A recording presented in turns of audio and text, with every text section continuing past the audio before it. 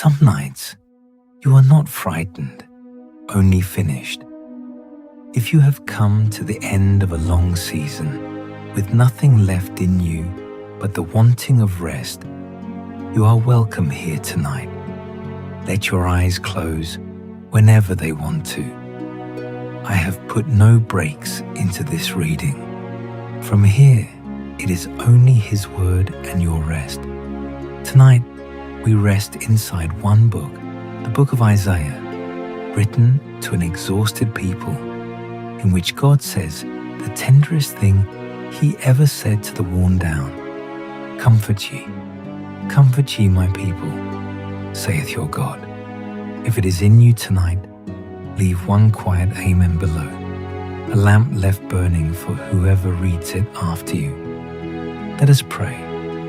Father, here's a tired child of yours at the end of a long stretch. You know what has been carried. Take it now. Loosen the shoulders. Unclench the hands. Quiet the mind that is still working. Speak your comfort over this heart until sleep comes. Stay close through the night. Amen. The Book of Isaiah, Chapter 6. Isaiah's book does not begin with comfort. It begins with a young man in a year that had gone wrong, standing in a great quiet house of God and finding that the room was fuller than he knew. Nothing in it frightens us tonight. It is only very large and very still and warm the way a lamp is warm in a room too big to see the end of. The year was the year a king died, the kind of year that unsteadies a whole nation, when the throne that had always been filled sat empty and nobody yet knew who would sit in it or whether the ground itself was safe to stand on. Isaiah went up into the temple the way a tired person goes into any familiar room, hoping only for quiet.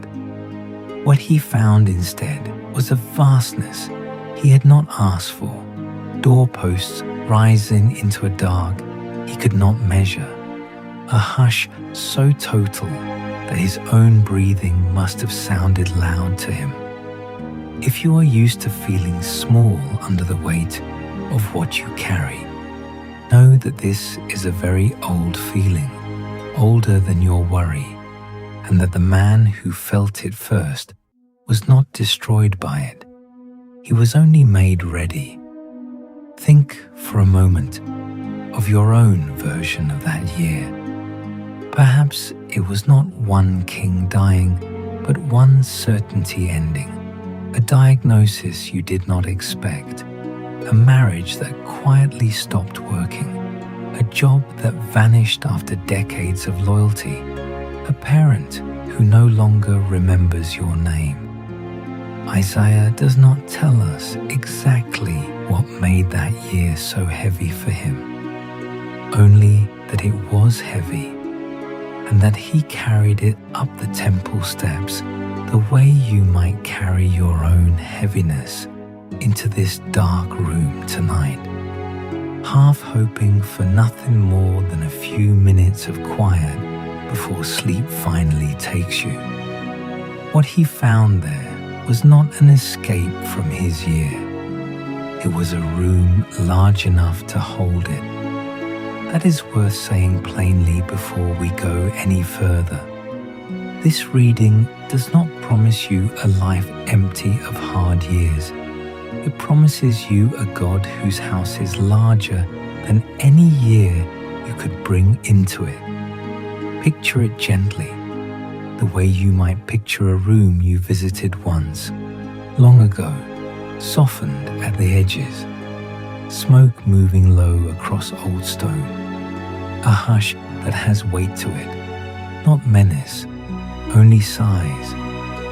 This is not a room built to frighten a tired heart. It is a room built to remind a tired heart how large mercy actually is, larger than the trouble that sent you looking for it. Here is what Isaiah wrote of that night, in his own words, plainly, and we will read it once and let it be enough. In the year that King Uzziah died, I saw also the Lord sitting upon a throne, high and lifted up, and his train filled the temple. Above it stood the seraphims. Each one had 6 wings. With twain he covered his face, and with twain he covered his feet, and with twain he did fly. And one cried unto another, and said, Holy, holy, holy is the Lord of hosts. The whole earth is full of his glory. And the posts of the door moved at the voice of him that cried, and the house was filled with smoke. Notice what is not there. No terror named, no command to run. Only holiness, spoken as sighs and as light. The way you might describe a summer sky as too big to look at straight on without needing to look away first. Not from fear, but from how much it holds. The seraphim covering their own faces is not a picture of danger. It is a picture of reverence, of creatures who have seen a very great deal and still choose humility in front of it. If beings that old and that wise bow their faces, you are permitted tonight to lay your own face down against the pillow without shame, without needing to hold your head up through one more thing. The doorposts themselves are said to have moved, not to warn Isaiah away, but because something true and large had entered the room, and even stone answers to that. Let the smoke settle. Let the voices quiet to an echo. You do not have to understand a throne room to be held by the God who sits in it.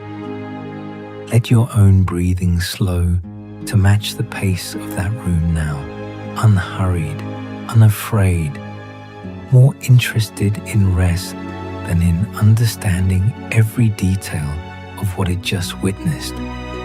Very little in this life is improved by staying alert to it all night. This room was not built for alertness. It was built for the kind of hush that finally lets a tired mind stop working. There is a kind of awe that does not ask anything of you but stillness, and that is the awe of this room.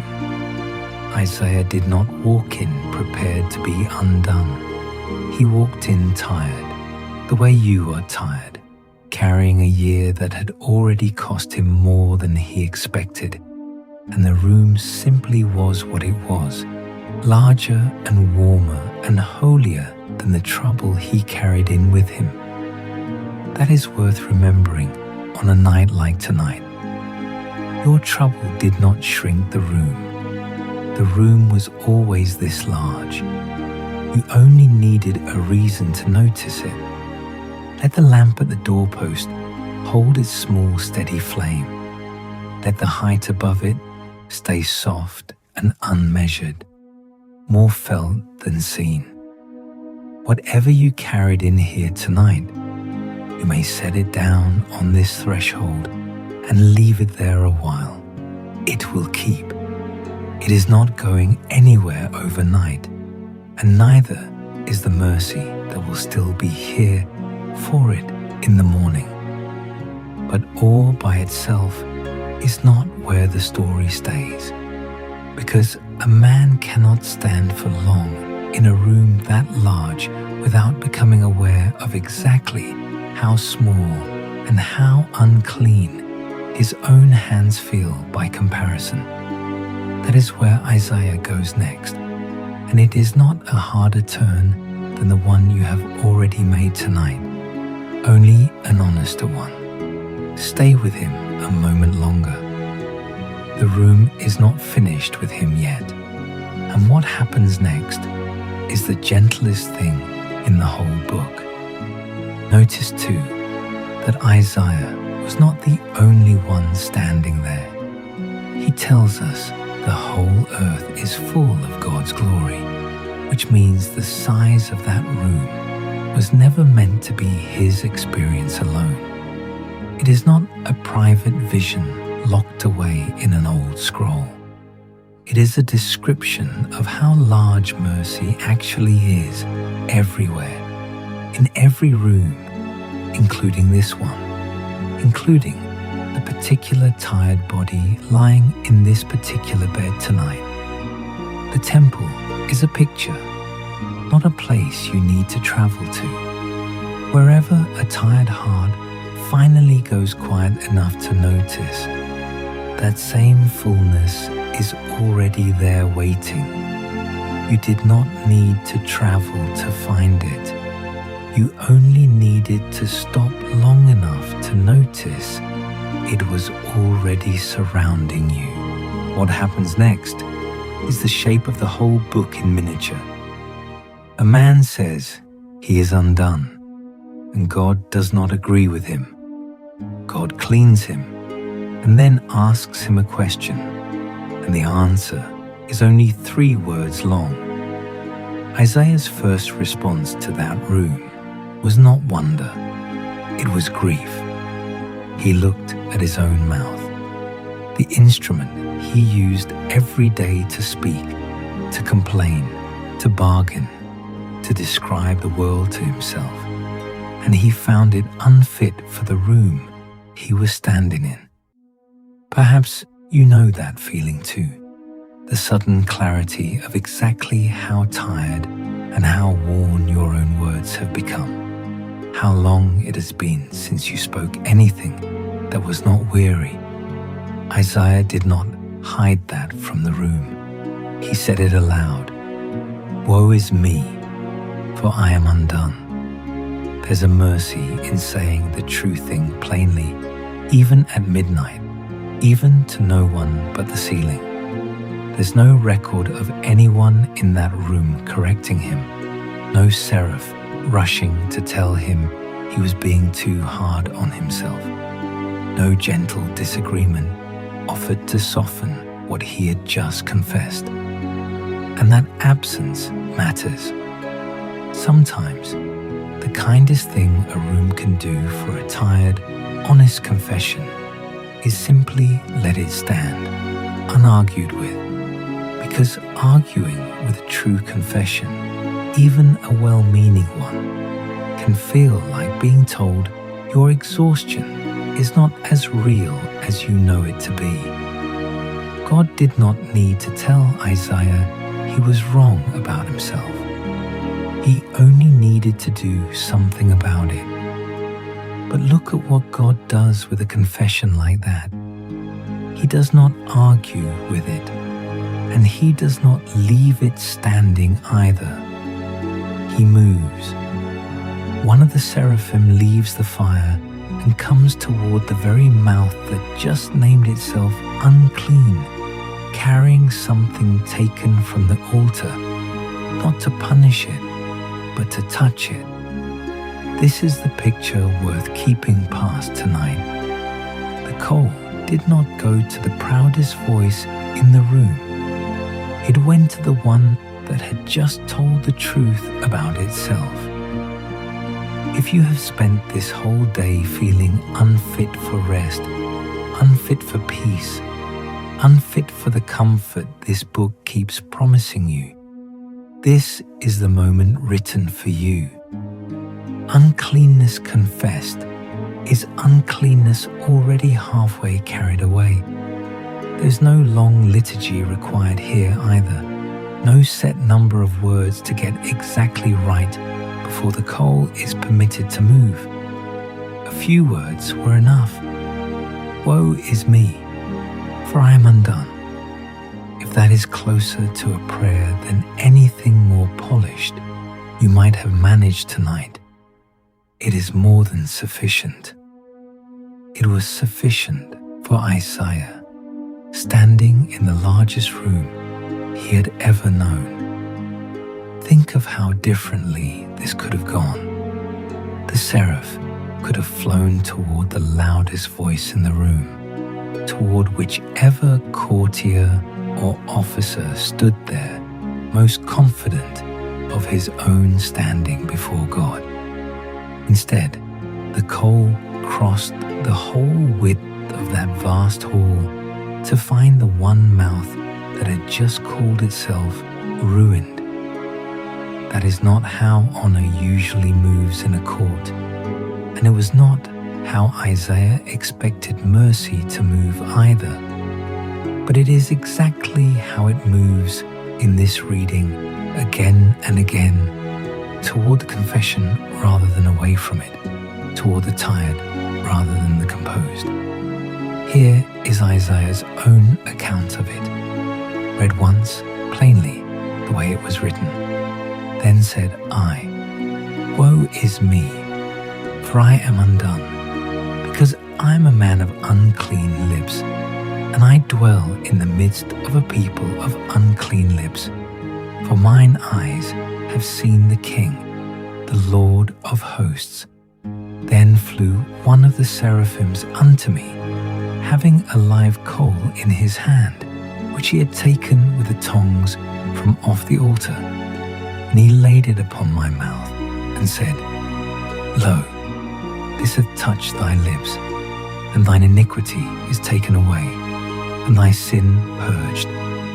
Also I heard the voice of the Lord, saying, Whom shall I send, and who will go for us? Then said I, Here am I, send me. Notice how little ceremony there is in the answer. Iniquity taken away, sin purged, and then almost in the same breath, a question asked into the room, not aimed at Isaiah alone. An open question thrown out into the whole assembly. Whom shall I send? And the man who had just confessed himself ruined is the one who answers first, before he has had time to feel worthy, before the cleaning has had time to fully settle into him. Here am I, send me. You are not being asked to volunteer for anything tonight. This is not a call to labor at an hour built for rest. It is only an invitation to notice that the same order holds for you. Confession first, cleansing next, and only after that any question of what comes after. Tonight, only the first two matter. It is worth sitting with. How fast the sequence happens too. No waiting period sits between the confession and the cleansing. No season of proving himself worthy of the coal before it touched his lips. The distance between undone and sent was the space of a single verse. Whatever you are carrying tonight that you fear will take years to be made right, let this fast, complete mercy stand as a counterweight to that fear. God is not slow to clean, but has already been honestly named. Let the coal be a warm thing tonight, not a frightening one. It touched and it healed, and then it was gone, its work finished in a single motion. Whatever you carry that feels unclean to you tonight, whatever failure or delay or hard word sits on your chest, let it be met the same way, swiftly, gently, and then set down. There's nothing left for you to prove after a mercy like that. There's only a road ahead, quiet and unhurried, with one lamp to walk it by, and no more distance to cover tonight than the space between this thought and your next slow breath. Let even that small distance feel like enough.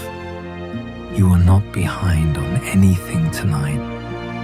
Then Isaiah lifts his eyes off his own year and sees ahead to a light coming to people who are walking in the dark.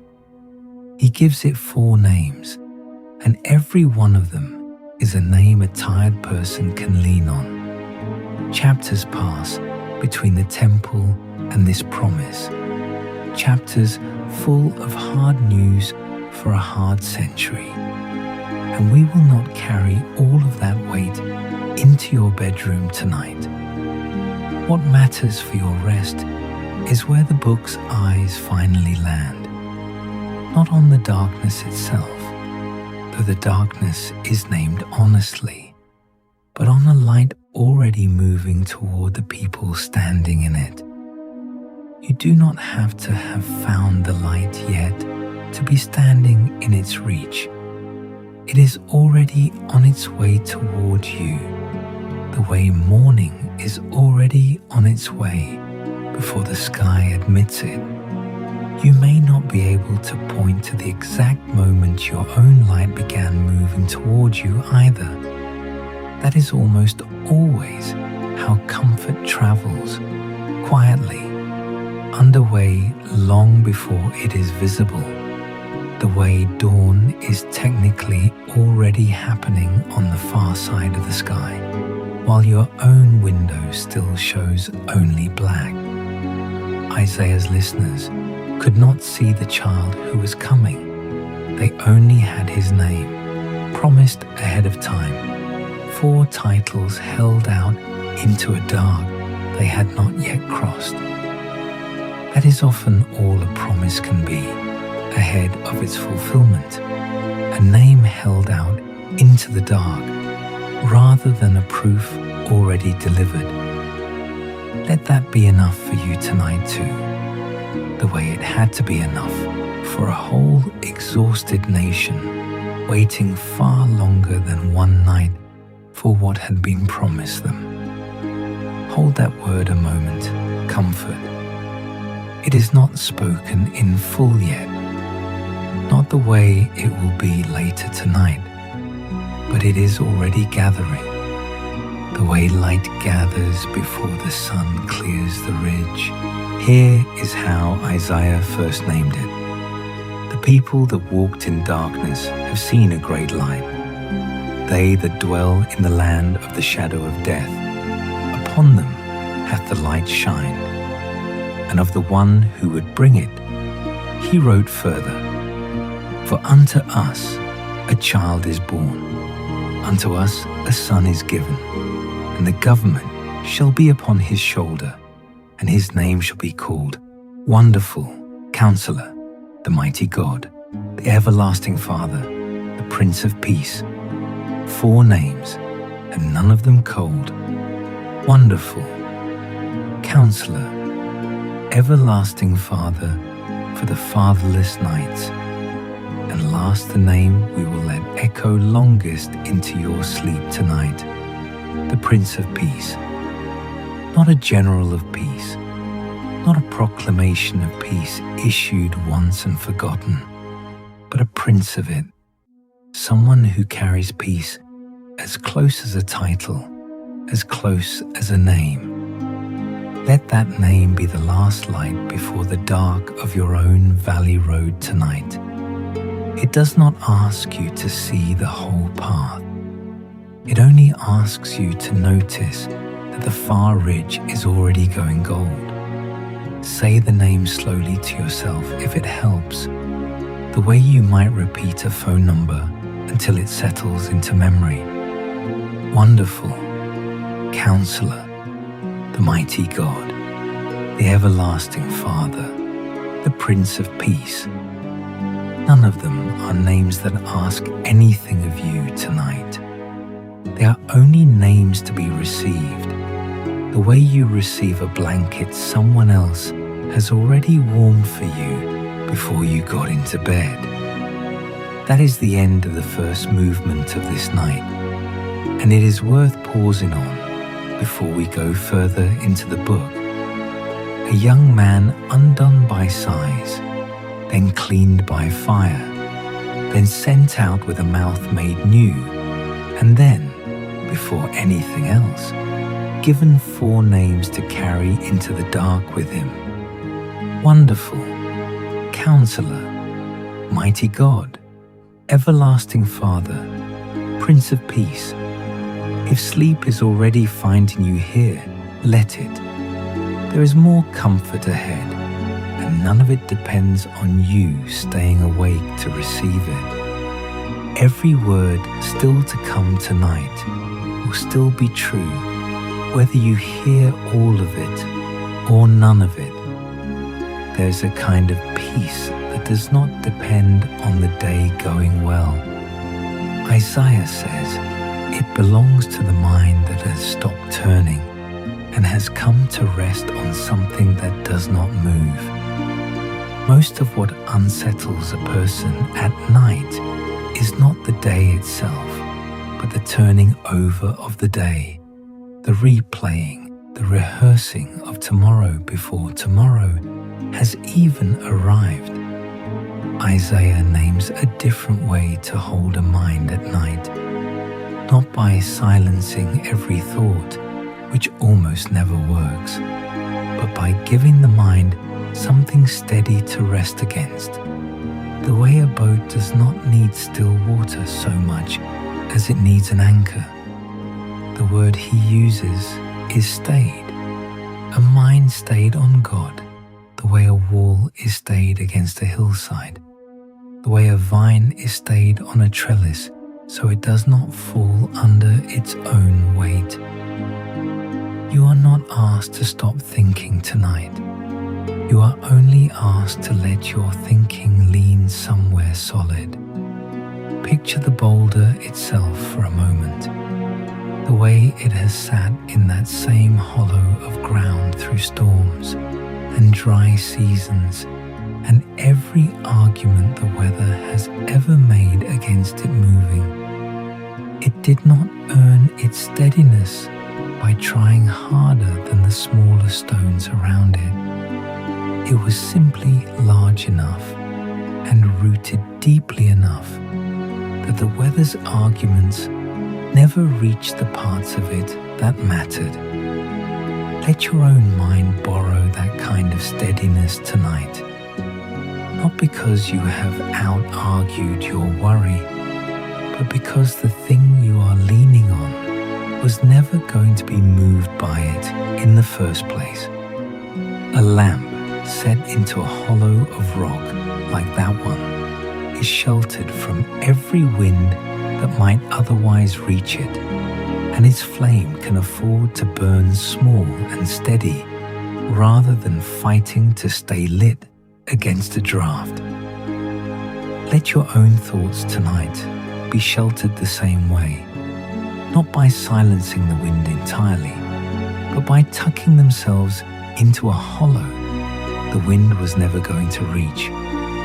Here is the promise as Isaiah wrote it, and it is worth hearing exactly, because the exactness is the comfort.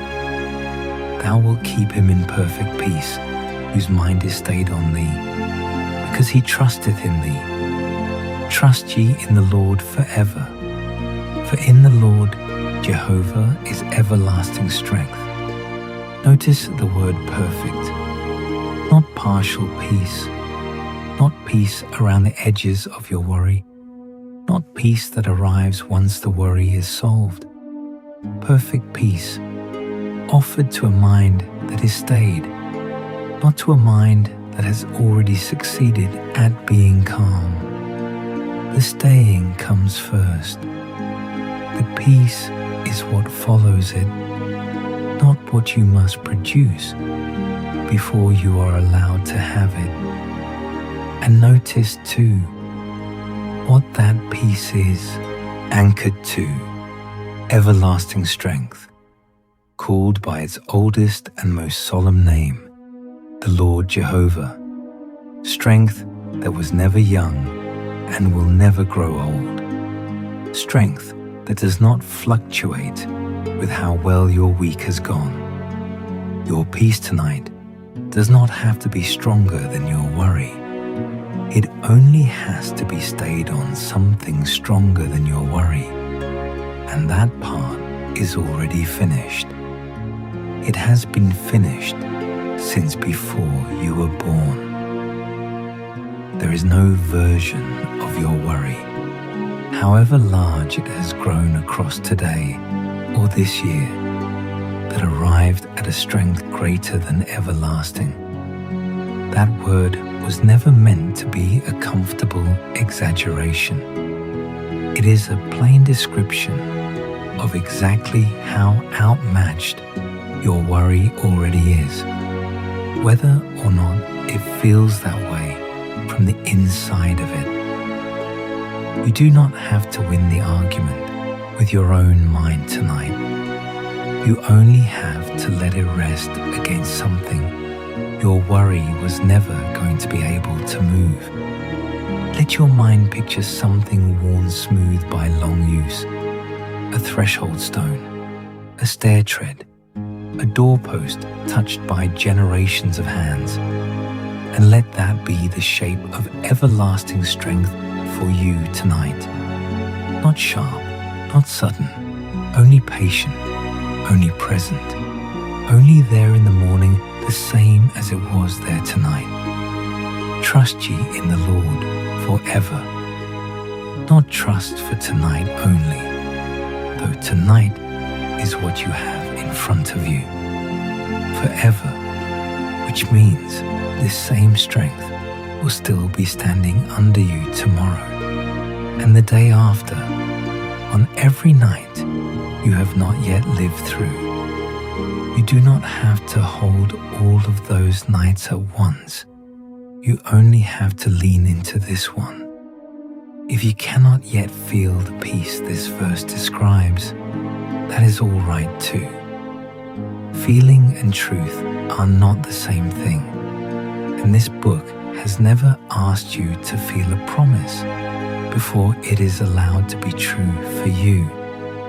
Say the words anyway, quietly, the way you might say them to a child who cannot yet understand them, but can still be soothed by the sound of your voice saying them. Thou wilt keep him in perfect peace. Let the sound of it do its work, even where the feeling has not caught up yet. Truth does not wait for feeling to arrive before it starts working. It has already begun.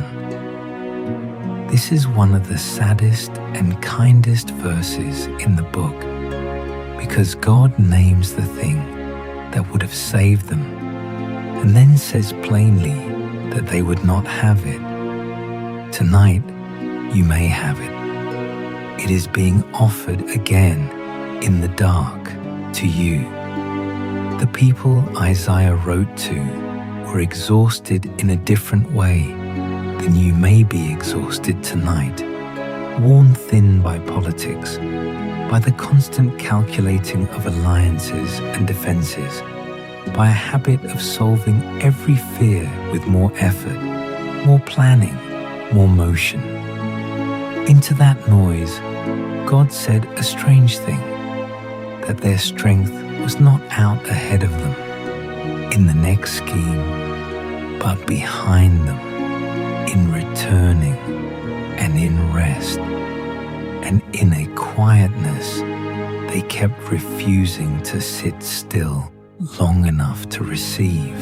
It is a hard word to hear when you are used to earning everything you have. Rest is not something you earn here. It is something you return to, the way you return to a house that was always yours. Think of how much of your own day was spent solving things, arranging things, getting ahead of things before they could go wrong. That instinct is not a fault. It has likely served you well more nights than not, but it is also, quietly, exhausting, and it is not the only instinct available to you.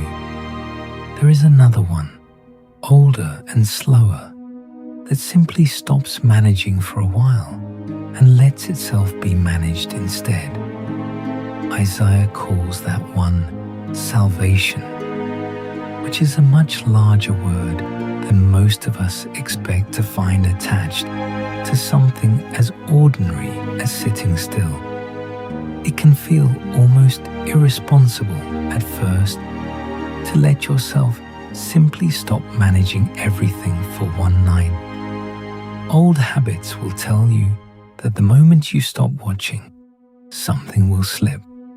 Tonight, gently, let that old habit be wrong. The watching was never the thing keeping you safe. It only ever felt that way. Here is the verse as it was given, and it is worth sitting inside for a moment before we move past it. For thus saith the Lord God, the Holy One of Israel, in returning and rest shall ye be saved.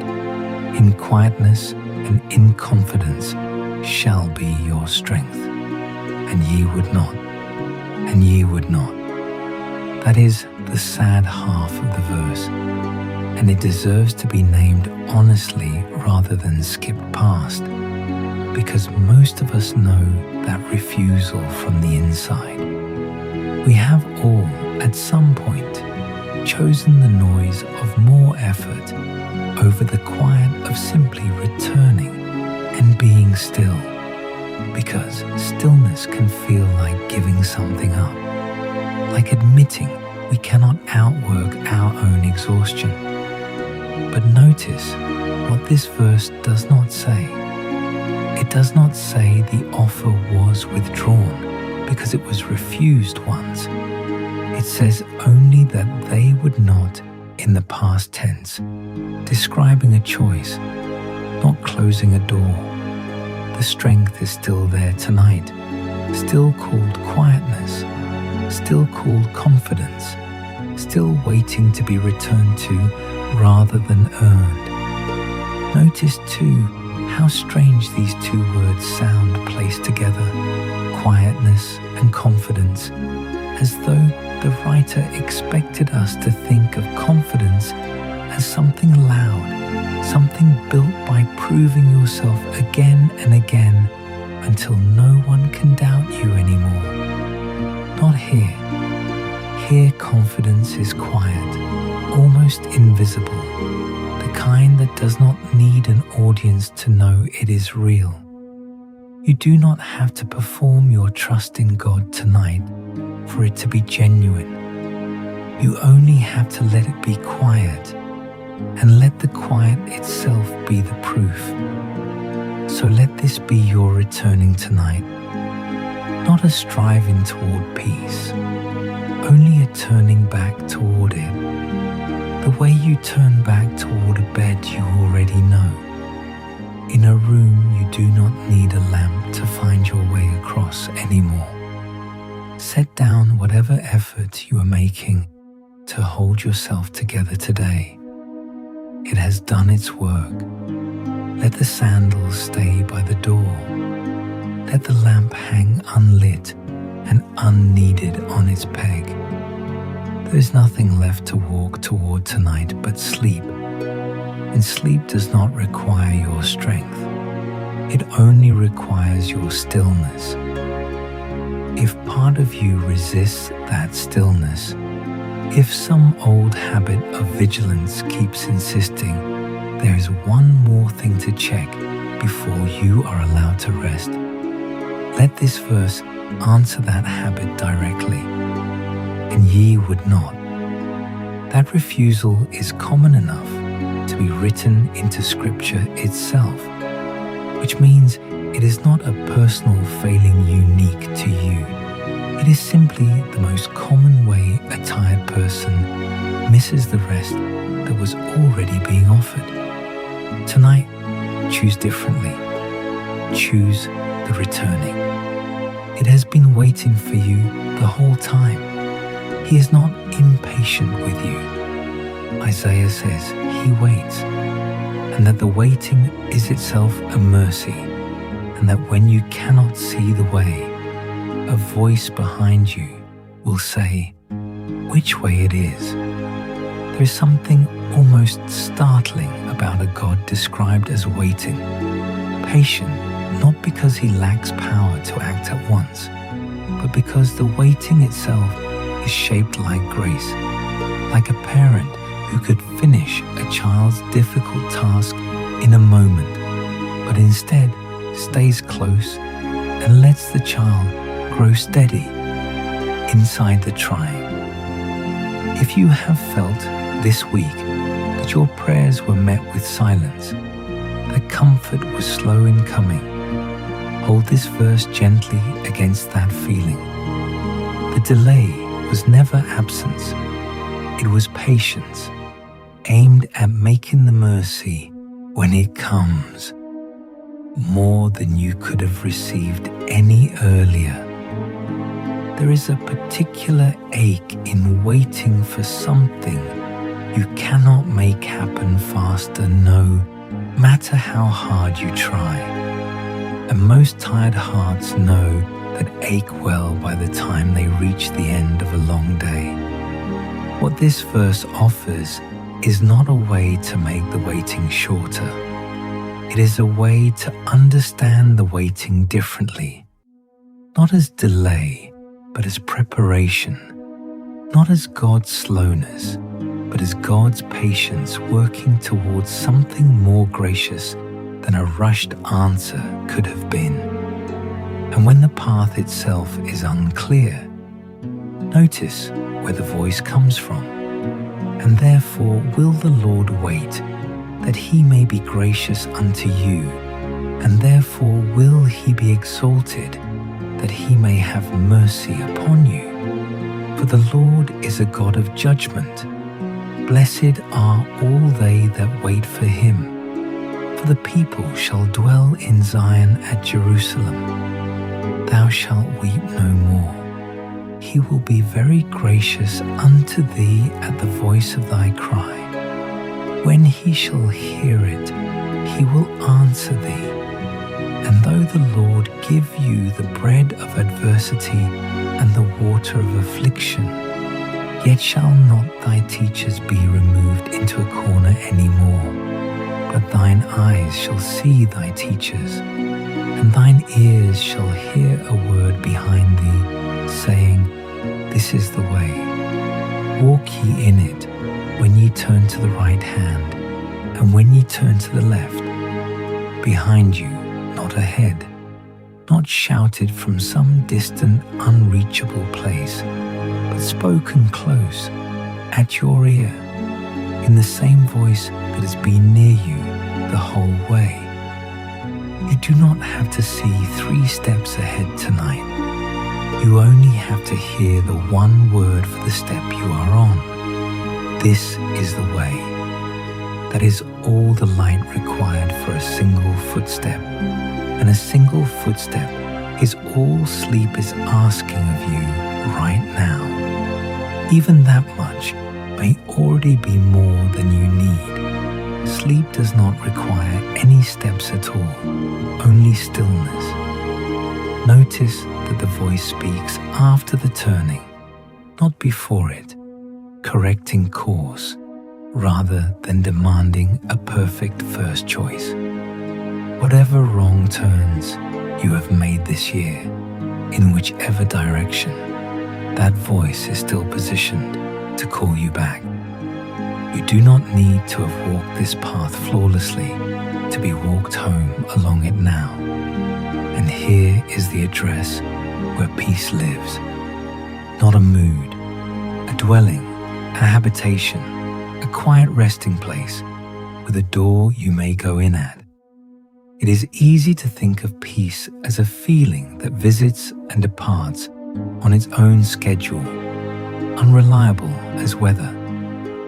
Isaiah gives it a different shape here, the shape of a house, something with walls and a roof and a door, something you can be inside of rather than merely feeling. A peaceable habitation, sure dwellings, quiet resting places, plural, as though there is more than one room built for exactly this kind of night. Plural is worth pausing on, not a single resting place kept in reserve for the rare person who manages to earn it, but resting places, enough of them for every tired soul who comes looking, on every night that looking is needed. You are not competing with anyone else for the one available room. There is a place built for exactly the shape of your particular exhaustion tonight, and it was built before you needed it. Hear the promise plainly, and the work of righteousness shall be peace, and the effect of righteousness quietness, and assurance forever. And my people shall dwell in a peaceable habitation, and in sure dwellings, and in quiet resting places, sure dwellings, not temporary shelter, not a peace that might be reclaimed from you tomorrow, but something sure, something built to hold.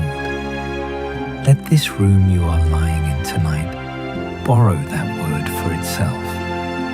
Whatever walls are actually around you right now, let them stand in just for tonight, for the peaceable habitation this verse describes. The bed is made, the lamp is low, there's nothing left to arrange. You may simply lie down inside the promise and let it hold the shape of the room around you. Nothing further is required of you here. The habitation was already built. You are only being welcomed into it. Assurance forever is the phrase this passage pairs with quietness, and it is worth carrying that pairing into your own night. Not assurance that nothing hard will ever happen again, but assurance that whatever does happen, the quiet resting place will still be standing afterward, unaffected, unremoved, waiting for you to return to it exactly as it was.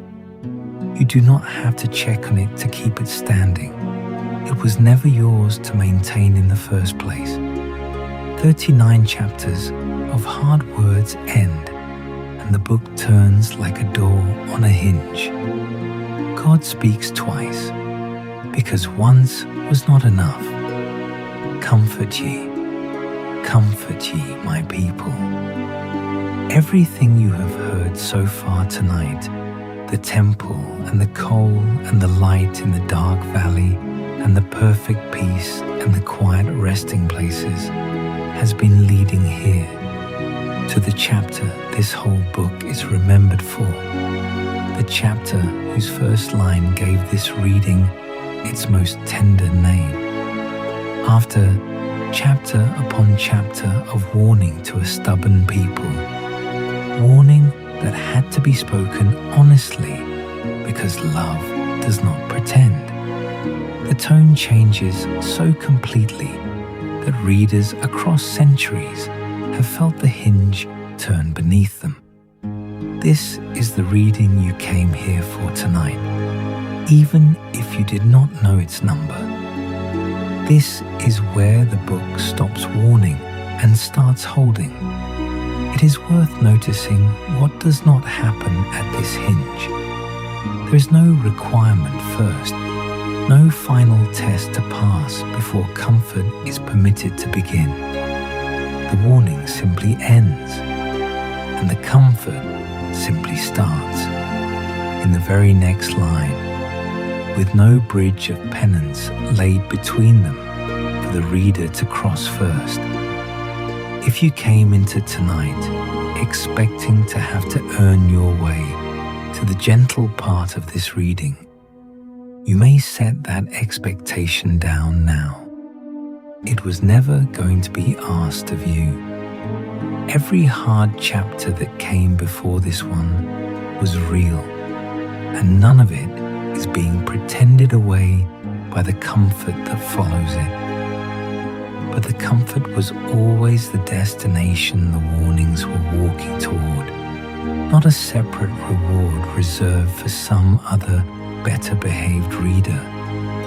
It was written for exactly the kind of tired, imperfect listener who who is hearing it right now. Hear it exactly as it was written, twice spoken, because a tired heart needs to be told a good thing more than once before it believes it. Comfort ye, my people, saith your God. Speak ye comfortably to Jerusalem, and cry unto her that her warfare is accomplished, that her iniquity is pardoned. For she hath received of the Lord's hand double for all her sins. Notice that comfort is commanded here, not merely offered. God does not simply feel compassion from a distance. He instructs it to be spoken out loud to a specific weary city by name. Speak ye comfortably, not vaguely, not in generalities. Comfortably, the old word meaning with strength put into someone. The way you might put your arm around a person who is shaking and simply hold them still until the shaking passes. That is the register of this whole reading, and it is the register we are borrowing for the rest of tonight. Every reflection still ahead carries the same steadying arm around it, whether or not it says so outright. Let your own shoulders remember what that steadying feels like, and stay loosened by it for the rest of the night. There's nothing left to brace against between now and morning. Notice also who is told to do the speaking. Not God alone from a distance, but Isaiah himself, and by extension, anyone who reads these words aloud after him.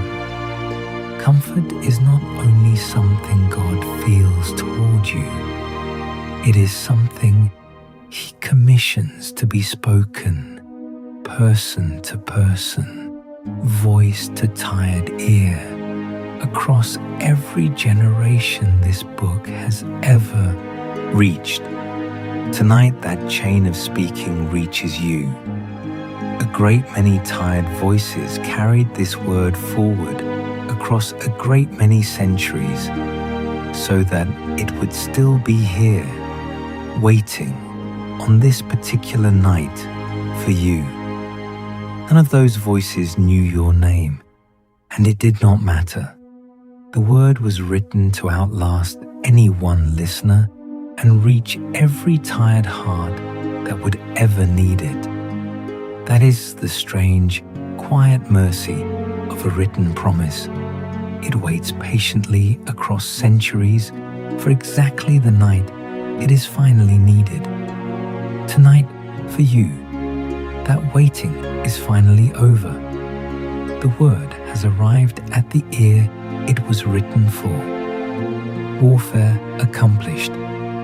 Whatever battle you have been fighting, today or this year, or across a long stretch you cannot even name the start of, hear that word land on you too. Accomplished does not mean easy. It means finished. You do not have to keep fighting tonight in order to earn the comfort that follows. The comfort comes first, twice spoken, before anything else is asked of you. Double for all her sins is a hard phrase to fully understand, and generations of careful readers have turned it over from different angles. Whatever its deepest meaning, hear at least this much from it tonight. The accounting is described as finished, not ongoing, not still being tallied against you somewhere while you try to sleep. Whatever ledger your own mind keeps running late at night, this reading calls it closed. Let the pen be set down. Let the page be shut. There's nothing further to record tonight. Whatever tally your own mind has been keeping, quietly all day, may rest unfinished until morning. if it needs finishing at all. Most of what feels urgent at midnight looks smaller by daylight, and it can wait quietly here until then. Let it wait. Nothing about tomorrow needs deciding at this hour. Tomorrow will arrive carrying its own mercy, the same way tonight did, and it will not need you to have solved anything in advance. Before he tells you how strong he is, he tells you how gently he carries. He gathers the lambs. He leads the ones who cannot go fast. The reading that just promised comfort does not rush next into declarations of raw power, though power is coming and coming soon. First, it lingers on tenderness, on the picture of a shepherd who does not measure his flock by its fastest or strongest member, but paces the whole journey to the pace of the weakest lamb. If you have felt these last months like the lamb who cannot keep up, like everyone else seems to be managing better than you, hear this picture before any other tonight. The shepherd does not leave that lamb behind to catch up on its own. He gathers it. He carries it against his own chest, where it can feel his heartbeat instead of its own racing one, and the whole flock simply slows to match. There's something worth noticing in the order of that sentence too. Feed, gather, carry, lead, each verb gentler than the strength you might expect from a description of God. A shepherd strong enough to hold back wolves and cross rough country is here described almost entirely in terms of tenderness. Strength in this picture is not measured by how much force it can display. It is measured by how gently it chooses to use what it has. Whatever strength has been asked of you today, let tonight ask nothing of it at all. Here is the verse itself, and let the picture in it be the one you fall asleep inside tonight. He shall feed his flock like a shepherd. He shall gather the lambs with his arm, and carry them in his bosom, and shall gently lead those that are with young. Gently lead, not driven, not hurried, not measured against anyone else's pace. If tonight you are the lamb that could not keep up today, that fell behind at work, at home, in your own private expectations for yourself, let this be the verse that finds you. You are not being left to catch up alone in the dark. You are already being carried, close enough to feel a heartbeat that is steadier than yours, moving only exactly as fast as you are able to go, and no faster. Let your own pace tonight be exactly what it is, without apology, without comparing it to anyone else's. Let the whole flock in your mind slow down with you now. There's no urgency left in this picture, no anxious shepherd hurrying a straggling lamb along with sharp words. Only an arm gathering, a bosom offered to rest against, and a pace that has already adjusted itself entirely to yours. There is no catching up left to do. You were never behind to begin with. He does not faint. That is the whole answer to a tired heart, and Isaiah says it plainly. The everlasting God does not grow weary, and he gives what he has to those who have run out. There is a particular exhaustion that comes not from one hard day, but from the slow accumulation of many ordinary ones, the kind that does not announce itself with a crisis, but simply wears a person down by inches until one evening the tiredness arrives all at once, out of nowhere, though really it has been arriving the whole time.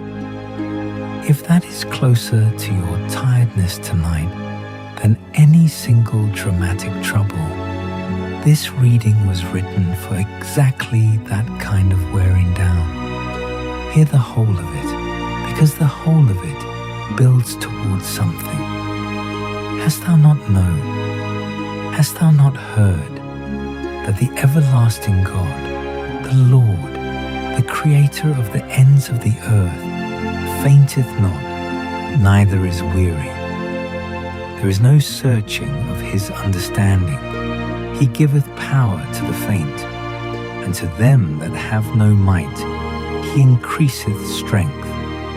Even the youths shall faint and be weary, and the young men shall utterly fall. But they that wait upon the Lord shall renew their strength. They shall mount up with wings as eagles. They shall run and not be weary, and they shall walk and not faint. Notice the order the promise moves in, because it is not the order pride would choose. Mounting up with wings comes first in the sentence, the most dramatic image, soaring, but then it slows, running without weariness, which is already a smaller and more ordinary mercy, and then it slows once more to walking without fainting, the plainest, least glamorous strength of all, simply putting one foot in front of the other without collapsing. Most nights, most tired hearts are not asking to soar. They are only asking to walk the next ordinary day without falling down under it. This reading promises that too, and promises it last, as though it is the mercy that matters most. If tonight all you can manage is the walking, the plainest and least remarkable kind of endurance, know that this verse considered that worth naming specifically, worth placing at the very end of its list, as though it did not want you to miss it. You do not need wings tonight. You only need to still be standing tomorrow morning, and that much has already been promised you. Let even the standing wait until morning. Tonight only asks for lying still. You do not have to muster this strength from inside yourself tonight. It is not manufactured by trying harder. It is renewed by waiting. The same quiet returning Isaiah already told you about earlier, and waiting is the one thing sleep is uniquely suited to help you do. Let your body do what your mind has been refusing to do all day. Let it simply wait, unhurried, unproductive, and let the strength be given rather than earned, the way it was always meant to be. Twice in 2 chapters, he says the same short thing, the way you would say it to someone who could not take it in the first time. Fear thou not, I am with thee. There is a kindness in repetition that logic alone cannot supply. A true thing said only once can be doubted, turned over, argued with in the small hours when doubt has all night to work. But a true thing said twice, in almost the same words, in 2 different breaths, begins to settle into a person differently. It is not that the first time was insufficient. It is that a frightened heart often needs to hear a comfort more than once before it stops flinching at every fresh wave of worry that comes after. If you noticed yourself doubting the first comfort you heard tonight? Even a little, that is not a failure of faith. It is only how a tired mind works, circling back to check whether the good news was real, the way a hand keeps returning to touch a bruise to see if it still hurts. This reading anticipated that circling and answered it in advance by simply saying the same true thing twice. Here are both sayings, close enough together in the book that they were clearly meant to be heard as one steady voice. Fear thou not, for I am with thee. Be not dismayed, for I am thy God. I will strengthen thee. Yea, I will help thee. Yea, I will uphold thee with the right hand of my righteousness. For I, the Lord thy God, will hold thy right hand, saying unto thee, Fear not, I will help thee. Notice which hand is offered. Not a hand held out at a distance for you to reach for, but a hand already holding yours, right hand to right hand. The grip a person uses when they do not intend to let go partway through. Whatever fear followed you into this room tonight, whatever dismay has been sitting quietly at the edge of your thoughts, let it hear this twice spoken word and finally, be still. Say it back silently, if it helps. I am with thee. 4 words, held and doubled, and true tonight, the same as any other night. Let your own hand rest open on the blanket now, the way it did earlier, and let it stay that way. There's nothing left to hold on to that was not already being held for you first. He calls you by name, and then he tells you where he will be. Not around the water, through it, with you, the whole way across. Every deep water you have ever crossed, every hard season that felt like it might close over your head, was never meant to be crossed alone. And this reading says so as plainly as Scripture ever says anything. The promise is not that the waters will be removed from your path. It is that you will not be alone inside them. There's a difference between a God who clears every obstacle before you and a God who wades in beside you. And Isaiah, here, describes the second kind. That distinction matters more than it might first appear. A God who only cleared obstacles would leave you facing the next one alone, wondering whether this next water might finally be the one too deep to cross. A God who wades in beside you changes the nature of every water that follows, not because the water itself becomes shallower, but because you are never, in any of it, crossing it by yourself. Hear it as it was written, and let it be the last full passage before we let this movement rest. But now, thus saith the Lord, that created thee, O Jacob, and he that formed thee, O Israel, fear not. For I have redeemed thee, I have called thee by thy name. Thou art mine. When thou passest through the waters, I will be with thee. And through the rivers, they shall not overflow thee. When thou walkest through the fire, thou shalt not be burned, neither shall the flame kindle upon thee.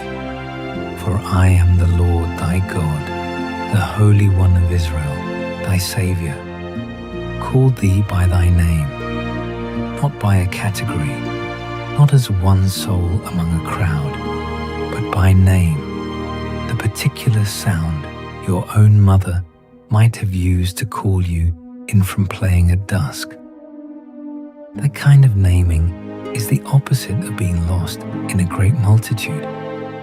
It means you are seen individually before the water ever rose, and you are being held individually now, whatever water or fire this year has actually asked you to walk through. Neither shall the flame kindle upon thee is a promise worth resting in, even when you cannot feel its truth yet, because promises like this one were never meant to depend on how singed you currently feel. They describe what is true about the one holding you, not a guarantee that the crossing will feel painless while it happens.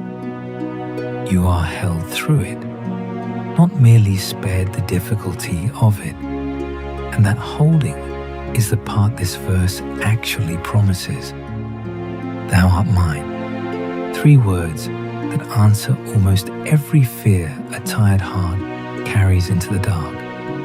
Not abandoned, not forgotten in a crowd. Mine, claimed, held, walked beside through every water this life has required of you so far, and every water still ahead. Let the far bank stay soft and unhurried in your mind. You do not need to see all the way across tonight. You only need to know whose hand is in the water with you. That knowledge alone has carried far heavier crossings than the one waiting for you tomorrow. And then, gently, he turns your face forward, not to hurry you, only to say that what is coming is not the same as what has been. This is the last passage of the movement that has carried the reading's whole promise, and it ends fittingly, not by looking backward at the waters just crossed, but forward toward ground that has not been walked yet. There is a particular mercy in a God who does not ask you to keep replaying old griefs in order to prove you have learned from them. He asks you instead to let some of them go, not because they did not matter, but because holding them too tightly can crowd out the new thing already breaking ground nearby, small and easy to miss if your eyes stay fixed on what already happened. Now it shall spring forth, not eventually in some far-off, unspecified season, but now, already underway, already pushing up through ground you may have assumed was finished growing anything at all. Whatever felt permanently dry in you this year, let there be room tonight to imagine it otherwise, even quietly, even without proof yet. Remember ye not the former things, neither consider the things of old. Behold, I will do a new thing. Now it shall spring forth. Shall ye not know it? I will even make a way in the wilderness, and rivers in the desert. A way in the wilderness, rivers in ground that has known nothing but dust. That is the shape of comfort this reading keeps returning to. Not comfort that erases what happened, but comfort that grows something new directly out of the dry places. Let that be enough to rest inside for now. The comfort chapters are behind us. What is ahead tonight is even gentler. Let your shoulders drop a little further now. The hardest listening of the night, if any of it felt hard at all, has already passed. He asks whether a mother could forget the child at her breast, and then he says that even if she could, he could not forget you. Your name is cut into his hands. It does not wash off. Of all the pictures this book offers a tired heart, this may be the tenderest, because because it reaches for the single strongest bond most people know firsthand. A mother and the child she is still nursing, still waking for in the night, still shaping her whole rhythm of sleep and waking around. Even that bond, Isaiah says, could theoretically fail, could theoretically be forgotten, though we all know how unlikely that would be. And having named the strongest human bond available to him as a comparison, God says his own remembering of you goes further still, not merely as strong, further. Let that word further be the one you carry into the rest of this movement, because everything that follows in this passage is only further explanation of exactly how far that remembering reaches. Think of every mother you have ever watched. Wake instinctively at the smallest sound from a nursery. Some sense in her that never fully switches off, even in the deepest part of her own sleep. That instinct is one of the closest pictures the natural world offers of unbroken attention. And this reading takes that picture, the very best one available to human experience, and says plainly that it still falls short of how completely you are remembered. Hear the promise exactly as it stands. Can a woman forget her sucking child, that she should not have compassion on the son of her womb? Yea, they may forget, yet will I not forget thee. Behold, I have graven thee upon the palms of my hands. Thy walls are continually before me.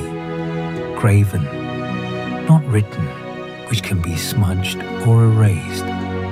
Not remembered the way a person remembers a name they might one day misplace under enough years and enough new names, but graven, cut in, permanent, the kind of mark stone keeps for centuries after the hand that carved it is gone, engraven specifically upon the palms of the hands, the part of the body used for reaching, for holding, for catching someone before they fall. Your name is not filed away somewhere distant. It is carried in the very hands that would catch you. Thy walls are continually before me. The verse goes on to say, walls meaning something closer to your whole life, your circumstances, the structure of the days you are actually living inside of. Not only your name held in memory, but the particular shape of your particular life kept continually in view. Nothing about your situation is too ordinary or too complicated to be watched that closely. If you have ever feared, in some quiet, unspoken corner of yourself, that you might be forgotten, overlooked, one face too many in a very large and busy world, let this verse answer that fear directly and completely.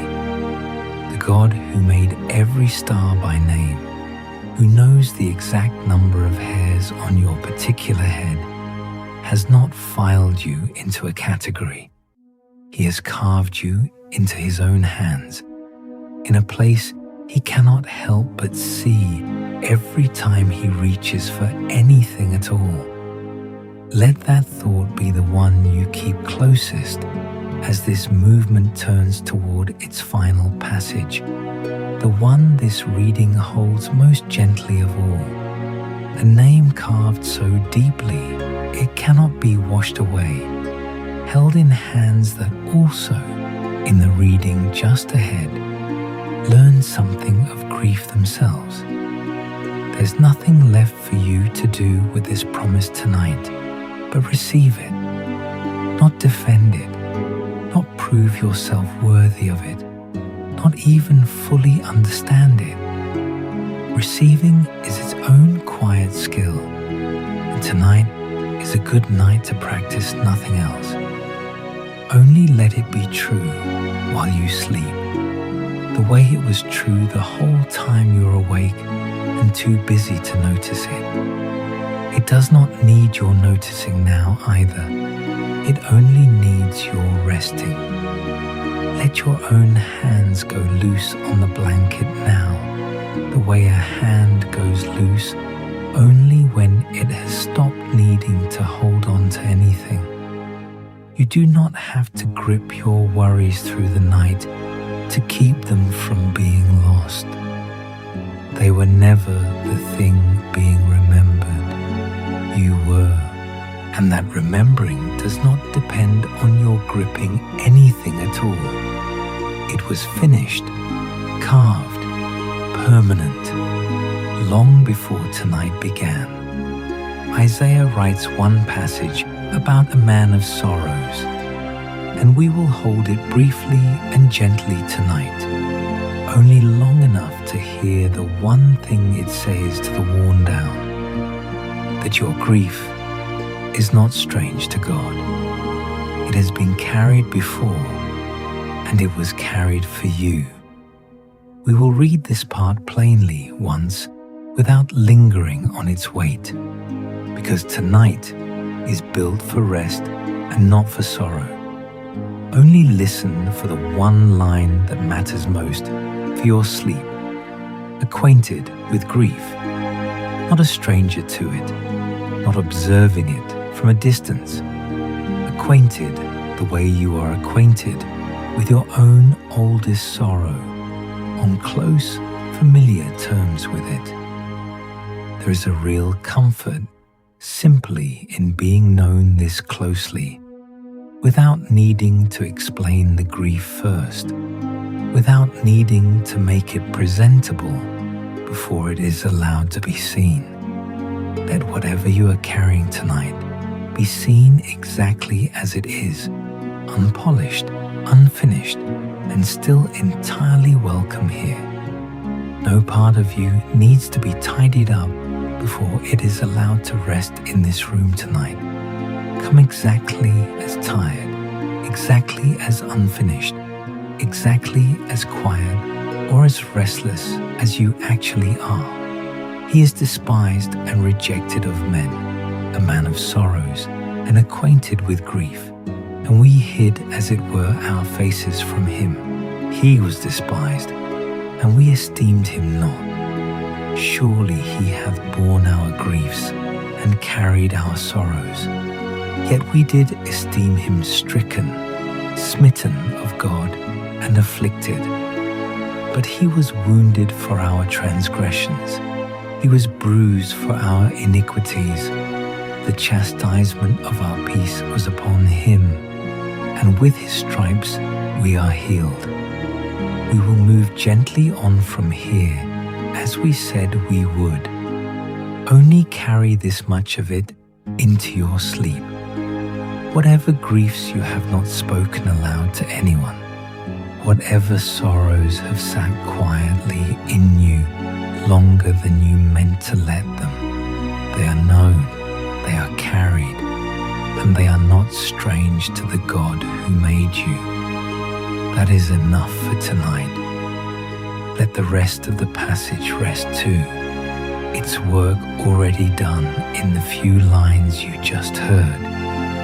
We move now toward gentler country, where the reading lingers longer and asks less of you with every passing verse.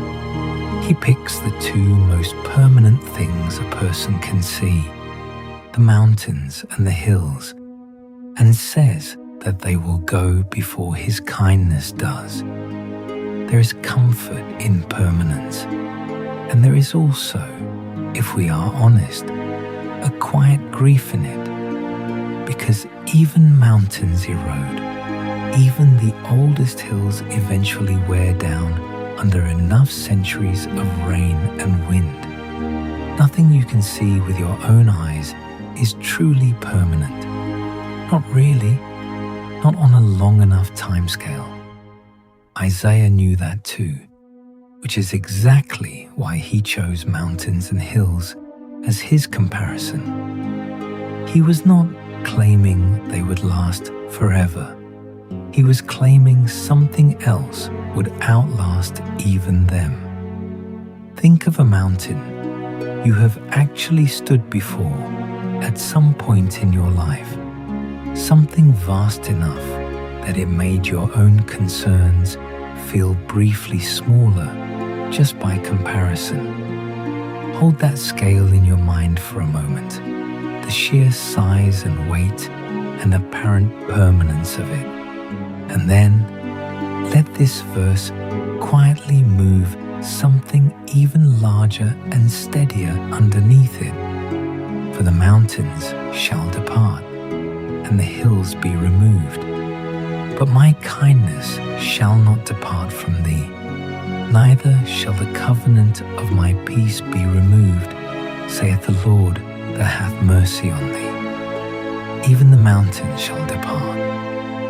That admission is what makes the promise so strong, rather than weakening it. God is not comparing his kindness to something changeless and easy. He is comparing it to the single most permanent thing his listeners could imagine, and then saying plainly that his kindness will outlast even that. Whatever feels like a mountain in your own life tonight, whatever seems too large and too fixed to ever move, know that it is still, in the end, more movable than the kindness holding you. Saith the Lord that hath mercy on thee. Notice the tense, present, not past. Not a mercy shown once long ago and then set aside. Mercy continuing, aimed at you specifically, right now, in whatever exact circumstance has brought you to this bed tonight. Whatever that circumstance is, name it quietly to yourself if you need to, and then let it rest inside this ongoing mercy rather than outside it. The covenant of my peace shall not be removed. Not your peace, earned and maintained by your own vigilance, but his peace, covenanted, promised in a form as binding and permanent as any agreement God has ever made with anyone. You do not have to guard this peace through the night the way you might guard something fragile. It was never fragile. It was covenanted, and a covenant does not depend on you staying awake to enforce it. The high and lofty one who inhabits eternity keeps two addresses. One of them is the low and quiet heart. Tonight, that is your room. There's something almost impossible to hold in the mind about a being who inhabits eternity, who exists outside the small measured hours you are living inside of right now, whose true dwelling is somewhere no map could ever mark. And yet, this same verse, in the very same breath, says that this same vast being also dwells somewhere small, somewhere humble, somewhere as plain and unremarkable as a contrite heart in a quiet room. Eternity and a single low room, held together, both true at once. There's no contradiction hiding inside that pairing, only a mercy too large for most of us to expect. The same greatness that spans every age also stoops deliberately toward whatever room happens to hold a heart that has finally stopped pretending to be fine. For thus saith the high and lofty one that inhabiteth eternity, whose name is holy. I dwell in the high and holy place, with him also that is of a contrite and humble spirit, to revive the spirit of the humble, and to revive the heart of the contrite ones. You do not have to make yourself grand enough for God to notice you tonight. You only have to be exactly what you already are, tired, small, honest about it. That is the address he keeps. Let the corners of this room stay soft and unlit. You are not being asked to fill the whole space with your effort. You are only being asked to lie quietly in the low, plain part of it, which is, it turns out, the very room God chooses to dwell in. Let that be the last thought of this movement. Not a grand cathedral, but this exact room, this exact tiredness, chosen. The invitation costs nothing, which is the only price a person at the end of a long season can pay. Come, buy without money. Hear, and your soul shall live. Notice how the reading opens, not with a requirement, but with a summons, and a strange one, an invitation to buy something using no money at all. That paradox is the whole point. Everything else in life that matters this much usually costs something, effort, time, worthiness, proven in advance. This is offered differently. It is offered to anyone thirsty enough to come, with nothing required of them but the coming itself. Think of the last time you were genuinely thirsty, not merely a little dry-mouthed, but truly thirsty. The kind of thirst that makes every other concern briefly quiet down until it is met. That is the intensity this invitation is written for. Not a polite offer to the mildly interested, but a call aimed straight at whoever is desperate enough tonight to actually need it. If you have spent this whole day pretending you were fine, that pretending can end here. This invitation was never extended to the composed. It was extended to the thirsty. Ho, everyone that thirsteth, come ye to the waters, and he that hath no money, come ye, buy and eat. Yea, come, buy wine and milk without money and without price. Wherefore do ye spend money for that which is not bread, and your labour for that which satisfieth not? Hearken diligently unto me, and eat ye that which is good, and let your soul delight itself in fatness. Incline your ear, and come unto me. Hear, and your soul shall live, and I will make an everlasting covenant with you, even the sure mercies of David. Wherefore do ye spend money for that which is not bread? There is a gentle rebuke tucked inside this invitation, aimed at every exhausting substitute we reach for instead of real rest, the busyness that never quite satisfies, the striving that fills hours without ever filling the actual hunger underneath them. God is not scolding you for being tired. He is only naming kindly that the thing you have been reaching for all day may not have been the thing that could actually feed you. Set that labor down tonight, even if only for these few quiet hours. Milk and wine without price is an odd combination to modern ears, but to Isaiah's listeners, it meant the richest table available. Not the barest survival ration, but genuine abundance, offered at no cost at all. Whatever you have told yourself you must settle for tonight, some thin, joyless version of rest, because that is all you feel you have earned. Hear this invitation correcting that story. The offer was never rationed. Your soul shall live, not merely survive the night, not merely make it to morning, but live the way a plant lives when it finally receives the water it had been quietly wilting without. Whatever labor has satisfied you least this year, set it down now.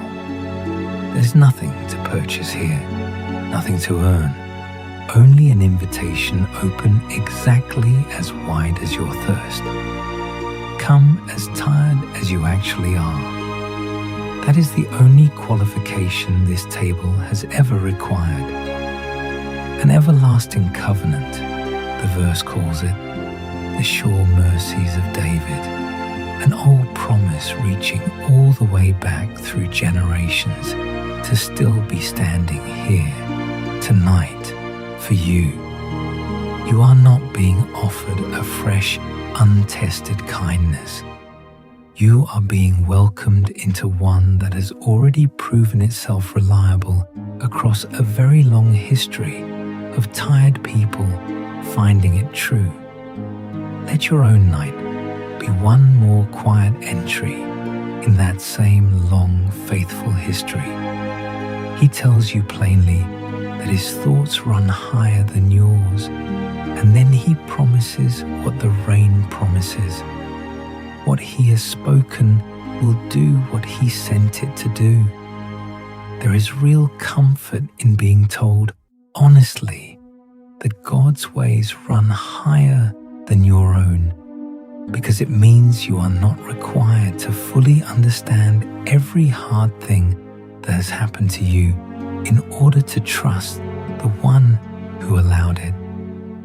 Understanding was never the condition for peace. Trust was. And Isaiah offers a picture to make that trust easier to hold, borrowed from the most ordinary and reliable thing in the natural world he knew, the rain. There is a particular relief in being released from the burden of understanding everything before you are allowed to rest. So much of tonight's tiredness may come from exactly that burden, the exhausting work of trying to make sense of a year, a diagnosis, a loss, a disappointment, before your mind will permit itself to be still. Set that burden down now, gently, the way you might set down something heavy you had forgotten you were still carrying. This verse quietly lifts that requirement. You do not have to understand the rain to be watered by it. Let your questions stay exactly where they are tonight, unanswered, unresolved, and let the rain fall on them anyway. For my thoughts are not your thoughts, neither are your ways my ways, saith the Lord. For as the heavens are higher than the earth, so are my ways higher than your ways, and my thoughts than your thoughts. For as the rain cometh down, and the snow from heaven, and returneth not thither, but watereth the earth, and maketh it bring forth and bud, that it may give seed to the sower, and bread to the eater, so shall my word be that goeth forth out of my mouth. It shall not return unto me void, but it shall accomplish that which I please, and it shall prosper in the thing whereto I sent it. Rain never falls and asks the ground whether it wants to grow yet. It simply falls and does its slow underground work, unseen for days sometimes, before any green shows above the soil. Every promise you have heard tonight, every verse read over you in this dark room, is working the same way. whether or not you can feel it working, whether or not you remember a single line of it by morning. It was sent to accomplish something, and it will quietly underground while you sleep. It shall prosper in the thing whereto I sent it. Not in the thing you hoped it would do, not in the shape you might have chosen for it, but in the exact purpose it was sent for, which is very often gentler and more precise than anything a tired mind could plan for itself at midnight. Not driven out, led forth at the pace of someone who is being cared for. There's a difference worth noticing between being sent somewhere and being led there, and this reading chooses the gentler word deliberately. You are not being pushed out of this rest into tomorrow's demands the moment this reading ends. You are being led out of it slowly at whatever pace actually suits you into a morning that is still hours away and does not need you to hurry toward it. Even the word forth carries a gentleness in it, a moving out from somewhere safe rather than a fleeing from somewhere dangerous. Whatever season this reading has walked you through tonight, from a trembling temple all the way to a watered garden, the exit from it is shaped the same way the whole journey has been, unhurried, accompanied, and entirely without threat.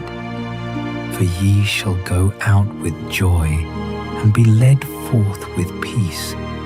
The mountains and the hills shall break forth before you into singing, and all the trees of the field shall clap their hands. Let the whole of creation carry the joy on your behalf tonight, if you have none of your own left to give. The mountains sing here, and the trees clap, not because they were commanded to perform gladness, but because gladness is simply what happens when a long exile ends. You do not have to feel joyful right now to be included in this verse. You only have to be led forth, and the joy will make its own way to you eventually, in its own time. Let the hills sing quietly, almost too quietly to notice, the way distant music sometimes reaches a room before you consciously register that you are hearing it. That is enough tonight. You do not have to sing along. You only have to lie still long enough for the sound to reach you. Let the path beyond this gate stay dim and unpressing, fading gently toward a grey dawn that is still a long way off. There is nowhere you need to arrive at tonight. Only forth, only led, only at peace. Let even the idea of a destination fall away now. There's only this present, unhurried leading, a watered garden and a spring whose waters do not fail. That is what he says he will make of a life that has run dry. Almost everything that has been said to you tonight has aimed at the same quiet target, a life that felt dry being made slowly into something watered again. This reading gives that promise its most peaceful picture yet. Not a flood, not a dramatic downpour, only a garden, tended, small, continually supplied by a spring that simply does not run out. Notice the scale of it too. A garden rather than a whole wide field. Something enclosed and cared for rather than vast and unmanaged. You do not need your whole life watered all at once tonight. You only need this one small, walled place, this one bed, this 1 hour, to be genuinely, quietly supplied. Let the walls of this small garden be enough tonight. The rest of the field can wait for morning, and the Lord shall guide thee continually, and satisfy thy soul in drought, and make fat thy bones. And thou shalt be like a watered garden, and like a spring of water, whose waters fail not, continually, not once, not only in the seasons when you remember to ask, but continually, the way a spring continues, whether or not anyone is standing beside it to watch it flow. Even in drought, this verse says, even when the surrounding ground is cracked and dry, your own soul may be satisfied, may be made fat, an old rich word for well-fed, well-rested, thoroughly nourished, right in the middle of a season that looks, from the outside, like it should be barren. Let your own body receive that nourishment now, quietly, without needing the season around it to look any different than it does. Make fat thy bones is a strange phrase to modern ears, but a rich one to the ears it was first written for, meaning something like restored, strengthened at the deepest structural level, not merely soothed on the surface. Whatever this season has worn thin in you, let tonight's rest reach all the way down to that level too. Not a rest that stays on the surface, but one that settles into whatever has been quietly bracing itself for too long. He trades. He takes what the fire left and gives back something that grows. This is one of the most complete pictures of comfort in the whole book, because it does not merely soothe grief from a distance. It exchanges it, item for item, ash for beauty, mourning for gladness, heaviness for praise. Nothing is simply removed and left as an empty space. Something better is placed exactly where the old thing used to be. That matters more than it might first seem, because grief left as an empty space can feel like erasure, like the thing that hurt you is simply being pretended away. This is a different promise. The ash is not denied. It is exchanged honestly for something that could only have grown in ground that had first been burned. There is no shortcut past the burning in this promise, only an assurance that the burning was never going to be the last word. The Spirit of the Lord God is upon me, because the Lord hath anointed me to preach good tidings unto the meek. He hath sent me to bind up the brokenhearted, to proclaim liberty to the captives, and the opening of the prison to them that are bound, to proclaim the acceptable year of the Lord, and the day of vengeance of our God, to comfort all that mourn, to appoint unto them that mourn in Zion, to give unto them beauty for ashes, the oil of joy for mourning, the garment of praise for the spirit of heaviness, that they might be called trees of righteousness, the planting of the Lord, that he might be glorified, trees of righteousness. That is what the exchange finally produces. Not merely a person who feels better, but a person who has become something rooted, something planted, something that will still be standing and still bearing shade for someone else long after the ashes that started this whole story have been forgotten. Whatever grief you brought into this room tonight, whatever heaviness has been sitting on your chest since some ash-colored morning you may not even want to name, let it be met by this trade, the garment of praise for the spirit of heaviness. A garment is worn close to the body, chosen fresh each day, easily changed for a different one when circumstances call for it. Let that be a small mercy in itself tonight. Whatever heavy thing you have been wearing, you are not required to wear it permanently. It was always meant to be exchanged. Bind up the broken-hearted. That is the very first thing this whole passage promises. Before liberty, before comfort, before the trade of beauty for ashes. Binding, the way you would bind a wound gently, closely, so it can begin, quietly, to heal.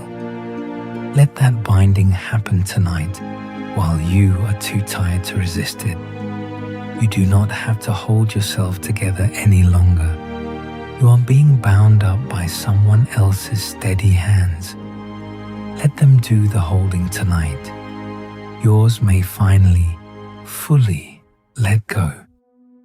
The book that began in a trembling temple ends with the gentlest picture in it. As one whom his mother comforteth, so will I comfort you.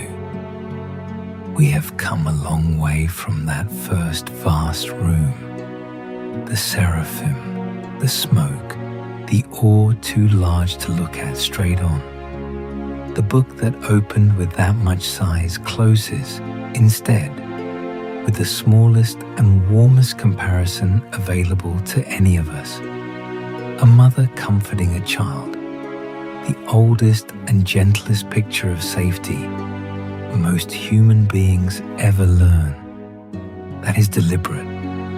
Everything this book has said about comfort across its whole long length narrows down, finally, to this one intimate image.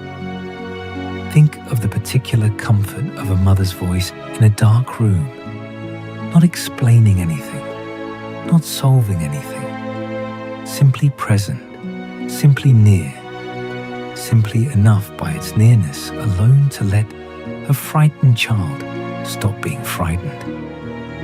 That is the register this whole night has been aiming toward from its very first line.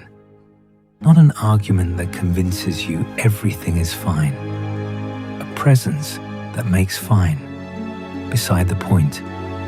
As one whom his mother comforteth, so will I comfort you, and ye shall be comforted in Jerusalem. So will I comfort you. Not so will I comfort the ancient reader of this scroll only. Not so will I comfort some other more deserving heart, but you specifically tonight, in this room.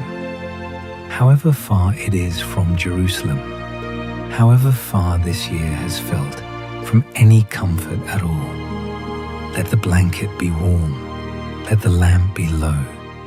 The comforting this whole book promised at its very first line has finally, fully arrived. Let it settle over you now, unhurried, complete, exactly the way it was always meant to. And ye shall be comforted in Jerusalem, the verse ends, naming a place, a home, a return, which is really only another way of saying that the comfort was never meant to be temporary or borrowed. It was meant to be where you actually live. Let that be true of this room tonight, wherever in the world this room happens to be. Rest now, tired child of God. Whatever this year has cost you, whatever this day still has not let go of, let it stay set down here at the end of this reading. and let the last words you hear tonight be blessing only. From the temple's high stone doorposts to a mother's quiet comforting, from a coal that healed to a hand that will not let go of yours, this whole night has been one long unbroken promise, and it ends the same way it began, gently in your favor. I will both lay me down in peace and sleep, for thou, Lord, only makest me dwell in safety. He will not suffer thy foot to be moved. He that keepeth thee will not slumber. Behold, he that keepeth Israel shall neither slumber nor sleep. Someone is awake so that you do not have to be. Someone is keeping watch so that the watching in you finally tonight can stop. If this quiet hour has been a comfort to you, a longer devotional like it is waiting for you on Spotify for whichever night you need it next, the Lord bless thee and keep thee. The Lord make his face shine upon thee and be gracious unto thee. The Lord lift up his countenance upon thee and give thee peace. Let his face be the last thing your mind pictures, not stern, not distant, but turned fully toward you, the way this whole night has been turned fully toward you, one comfort at a time, from the temple to this quiet closing blessing. Rest well.